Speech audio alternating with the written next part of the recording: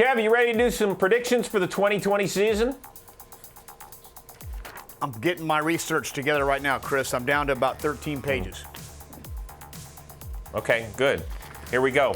First category is the Perfect Vision Award, better known as a 2020 season, home runs and stolen bases. Who has the best shot to do that?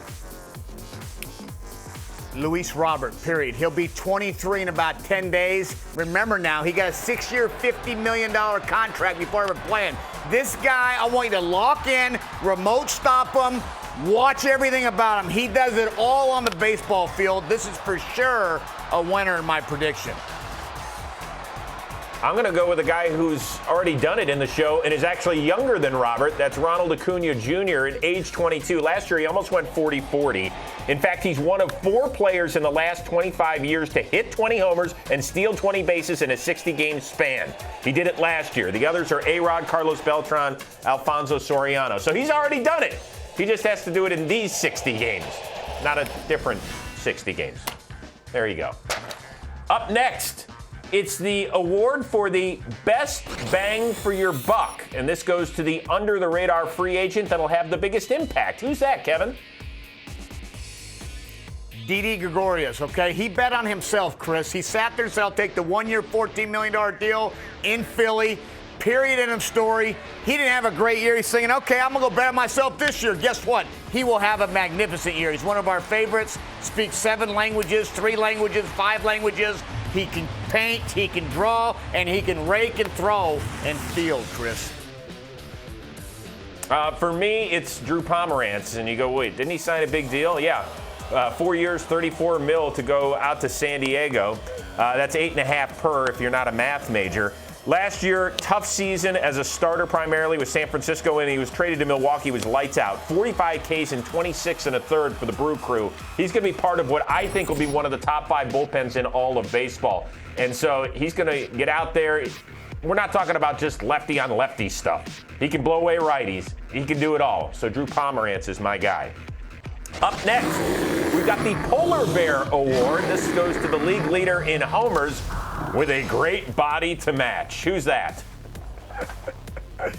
Kyle Schwarber. He looks like a propane tank with ears. You can tell him whatever he wants. 38 home runs last year, Chris. He can fill in that DH role nicely and just sit there and think about hitting the ball out of the ballpark. He has popped to all fields. This is the year that he really slows everything down and might hit. Well, we're only 60 games in, so yeah, 20 would lead it, would you say? I have no idea, Chris. Okay. I'm going to go with Eugenio Suarez. He had 49 homers. Only the Polar Bear had more a season ago. And in fact, during a 60-game stretch, he hit 26 homers. That was tied with Mike Trout for the most during a 60-game stretch. And also, I kind of owe him. The dude can celebrate. He can drink his. Go celebrate, man. You know, why not? Take the big bottle. That's like Big Papi style right there. So, Eugenio, you can celebrate with us when you are the home run champ. Go get it, my man.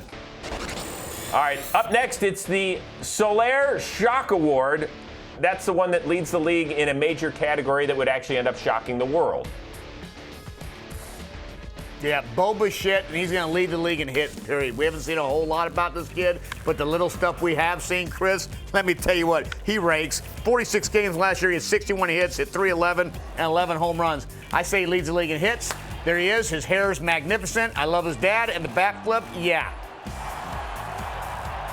I'm going to go with the guy who I think will win the batting crown in the National League, and that's Jeff McNeil. We don't really focus on him at all when you're talking about productive bats in the New York Mets lineup. But a season ago, he was an all-star, hit .318. His rookie year, he hit .329 in 63 games.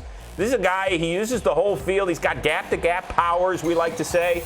And he's the dude you forget about. You're always talking about Cespedes or Cano or Conforto or Alonso. But it ain't Jeff McNeil, and he might be the most steady stick they've got in their lineup.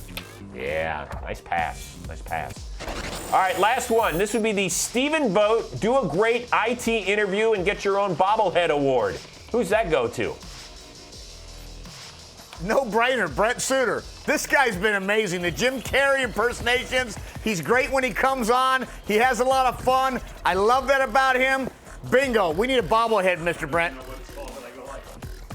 Yeah, he could do the dinosaur, he could do the dancing, whatever. That's actually a really good call. Yeah, he had us laughing at that one. For me, I'm going to go with Josh Bell. We always love talking to him. He's funny, he's introspective, he's got a great smile. But we talked to him during quarantine in his apartment in Pittsburgh, where he was living with his girlfriend, and he put himself on this inverter machine and flipped himself upside down and did the interview partly that way. So I would like to see the Pirates come out with a Josh Bell in full Buccos uni on that inverter machine so that you could then flip it this way and that way. I think that'd be kind of creative, no? Yeah, I like it. That was good. Okay. All right. Marketing departments, let's get to work. Thank you. All right, now it's time for our postseason predictions. There are 8 playoff teams in each league. Let's start with the American League. Kevin Millar, take us through it. Yeah, this is going to be tough because I'm always first doing this. But I got the Astros beating the Angels. Astros are going to advance. The Twins and A's are going to meet up. Twins advance to that one. Astros and Twins, because the Twins won the first playoff scene, but they get beat by the Astros. They advance. Over on the other side, Yanks are beating the White Sox. Tampa Bay's beating Cleveland. Those two will meet up. And then I'm going Yanks are beating Tampa. And then the Astros and Yanks meet up again. And the Astros get to the series. Oh, wow. All right, for me, here's your 8 seeds. Astros, Rays, Twins, Yankees, White Sox, Indians, A's, and Angels. Your top 4 seeds are advancing. Then your top 2 seeds will meet in the ALCS, and it goes to the Tampa Bay Rays. They've just got too much pitching. It went to a 5-game series between those two in the divisional round a year ago. This time, the Rays exact revenge. Kev, what about the National League for you? National League's going to be fun and exciting because you know what? We got the Dodgers beating the Brewers. They beat the Brewers, the Reds and Cubs. The Reds get there, but the Cubbies, they still got John Lester. I'm sorry. And the Dodgers and Cubbies, yeah, the Dodgers are the powerhouse. They win. And then we go over there, Braves and the Cardinals. Braves beat the Cards. Arizona and Philly. Yes. Arizona, Torey Lovello, UCLA, they beat them up, and then they lose to the Bravos. And Bravos and Dodgers meet up, and the Dodgers, bingo, 2017 World Series. Yep, we have it. Matchup. Here are your seeds 1 through 8 in the National League. Dodgers, Braves, Brewers, Phillies, Padres, Mets, Reds, and Cardinals. I've got some upsets, though, in those first round. I got the Mets winning. I've got the Reds winning. I have them as a 7 seed. Eventually, you've got the Dodgers over the Phillies and the Mets over the Reds, and LA is going back to the World Series for the 3rd time in the last 4 years. All right, so here we go. World Series 2020, who do you have winning it and why? I have the Houston Astros winning it, Chris. You know why? Because this has been a long offseason, and I know it was a long offseason. We had the pandemic, but it was going to be a long year. They played the Royals their day. There was a lot of hit batters here and there. Got it. This team's tough. This team's good. Look out. Houston Astros win the 2020. Don't sleep on them. Okay. I am going to go with the Tampa Bay Rays. I know they're kind of a chic pick. I just think they've got too many arms, and I think you're really going to need it over a 60-game sprint and then an expanded playoffs, but they can flat out do it. I'm going to call this the Edwin Jackson Bowl because, of course, he started with the Dodgers, and the only other team he played for in the major leagues was the Tampa Bay Rays. Okay, well, I'm kidding.